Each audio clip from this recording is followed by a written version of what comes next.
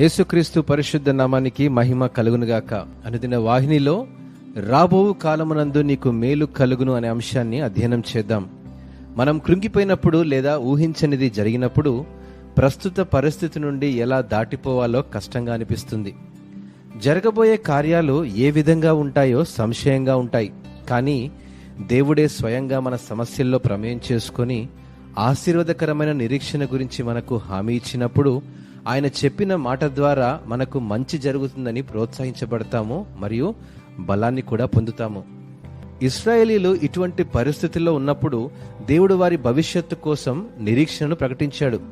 ఇర్మియా గ్రంథం 31వ అధ్యాయం 17వ వచనంలో, రాబోవు కాలమునందు నీకు మేలు కలుగునను నమ్మికయున్నది, నీ పిల్లలు తిరిగి తమ స్వదేశమునకు వచ్చెదరు, ఇదే యెహోవా వాక్కు. మీ జీవితంలో ఎలాంటి సంఘటనలు జరిగినా లేదా ఈరోజు మీరు ఎదుర్కొంటున్న ప్రతి పరిస్థితి నుండి విడుదల పొందడం అసంభవం అనుకున్నా, దేవుడు ఈ రోజున తన వాగ్దానాన్ని ప్రకటిస్తున్నాడు మరియు విశ్వాసకర్తైన దేవుడు నిరీక్షణతో కూడిన భవిష్యత్తు గురించి హామీ కూడా ఇస్తున్నాడు. దేవుడు ఇశ్రాయేలులతో ఉన్నట్లే మీ పక్షాన ఉన్నందున సంతోషకరంగా జీవించండి.